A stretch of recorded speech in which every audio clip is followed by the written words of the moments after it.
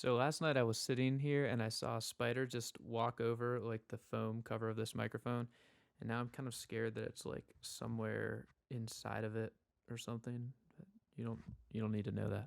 All right, so in today's video, I want to talk about SubmitHub. My last video was also about SubmitHub. In that video, I set up a campaign and I walked through step by step all of the settings and the filters and things that I would use to hopefully get good responses from curators. So if you watched that and you thought, those are dumb, well, shame on you because that campaign actually went really well. And today I want to show you the results from that campaign, partly to gloat, but also partly to give you an idea of what you can expect if you run a good, successful, not too expensive SubmitHub campaign. Obviously, I've talked about SubmitHub a decent amount before, but this video will be my 2023 official review of SubmitHub. And yeah, hopefully it's helpful, and I think you'll be intrigued by the results. So with that said, let's get into it.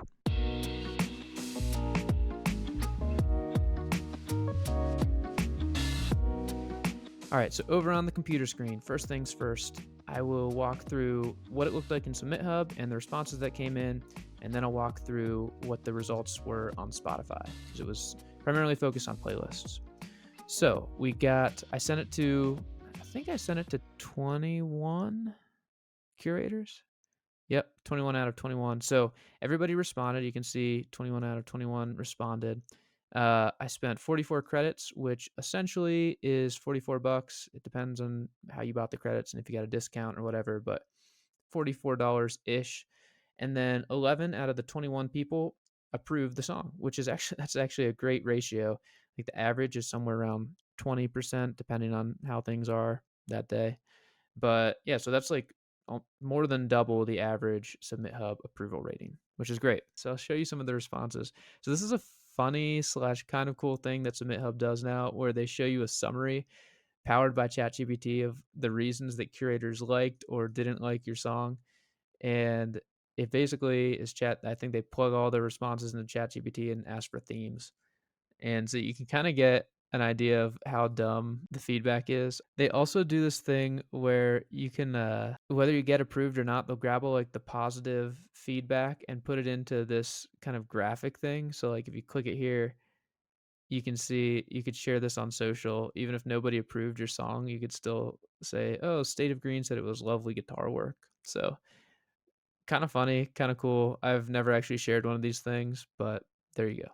All right, so responses, and now we'll look at the approvals. So you'll see I was just going for Spotify playlists. One person also shared it to TikTok, where it apparently got 860 views. This artist does not even have a TikTok, so I don't know if that means anything or not for them. But on Spotify, 12 playlists, 11 approvals, but 12 playlists. So like people shared it to multiple playlists, as you'll see. Yeah, so that's what it looked like on SubmitHub. And again, this was a really good approval rating. Like as I saw these responses come in, I knew that the song was doing pretty well. So that's a good sign. If I wanted to do some additional promotion for the song, SubmitHub's a really easy way to test for $40, $44. Is this song going to resonate with people? Will an audience respond to this? Based on this campaign, the answer is yes. So next up, I will show you what this actually translated to in Spotify for Artists. Okay, so the song was Eighth and Pine, and let's do the last 12 months. So the song only has 4,340 streams overall. It's only been out for 3 months, May, June, July, August ish, 3.5 months. So it's not viral, it's not blowing up, and this was this artist's second song that they ever released. So that's a good start for like a brand new artist. And you can see streams per listener, pretty good ratio. Playlist ads and saves, also decent ratios. One thing I also have to say with this is that I've been running ads to another song for this artist, and I think there's a little bit of spillover from the ad campaign. So not all these streams are from the SubmitHub campaign, but as you'll see in a second, a good chunk of them actually are directly from the SubmitHub campaign. So I'll just click through these tabs and show you what's up.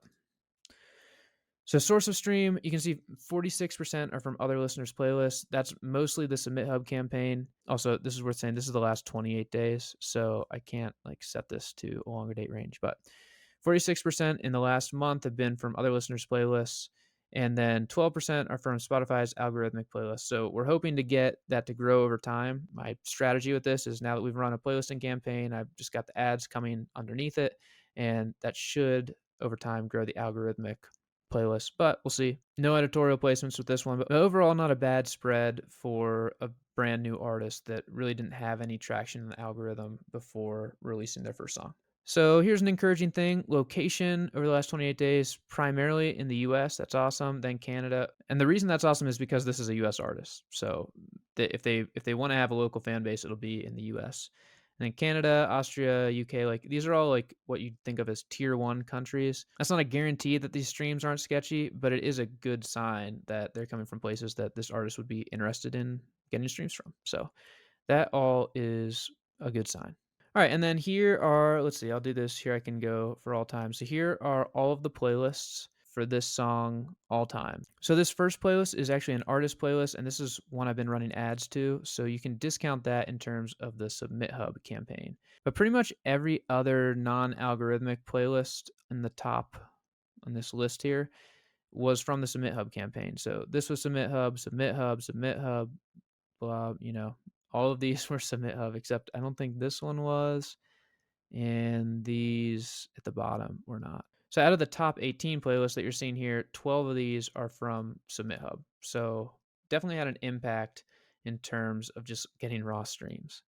So I just want to show you what the playlists themselves look like. I won't go through every single playlist, but here is the top one, Indie Nights Sleep Well by Fresh Ground Indie, who is a curator on SubmitHub. And they placed our song somewhere on this massive playlist with a ton of, how many songs are on it? 223 songs, but it has around 8,300 likes. And you can see if you plug it into a tool like Artist Tools. Oh, this is cool. They actually tag that you can submit on SubmitHub now. That's interesting. But you can see the follower growth is just pretty consistent. So my guess would be that this curator is running ads to this playlist, but it looks legitimate. There are no sudden spikes, up or down, and generally an upward growth curve. So overall, good playlist. And then the other thing is that all these playlists, because I was the one who went through and picked them all, they're all pretty good fits for the genre of music. Like this artist is making songs that are good for indie nights, are very chill, are folk, acoustic. So we were able to go through SubmitHub, obviously, and select playlists that align with that. And so not only are all these playlists healthy, but they also are all good genre fits for the music. So things look pretty good there. So yeah, the high level breakdown, spent about $44, got on 12 playlists. I tabbed up all the streams from those 12 playlists and it came out to 1,346 streams. That's a cost of 3 cents per stream, which if you've seen my other video on 16 different Spotify promotion services, you know that 3 cents per stream is pretty good. Like that actually compares favorably to some of the more hands-on companies. So, and then 31 streams per dollar. So every dollar you put in, 31 streams back. That again is pretty good. So pretty pleased with the results on this one. So those were the results from the SubmitHub campaign. Like I said, I think they were pretty good, all things considered. That's a very good approval rate on SubmitHub, and 1,300 Spotify streams for $44 is a pretty good deal compared to other playlisting services out there. If you're thinking about using SubmitHub for your own music, I would recommend doing it. It's not very expensive. You can be very targeted with the playlist you pitch to, so you don't have a lot to lose. You have full control over the process, and it gets decent results. You probably won't get the volume of streams that you would get from like an SEO playlisting company, but you can get very targeted streams for a playlisting company, and they're very cost efficient. So there you go, SubmitHub in 2023. Hope this video was helpful. If you have not already seen the video where I walk through all the settings that I use to set up this campaign, go through, I'll put a link, and you can go through and watch that and see what I did to run this campaign. And then if you are interested in SubmitHub versus like playlist push, I have a video on that exact topic. So wishing you good luck as always, stay away from spiders, and you got this.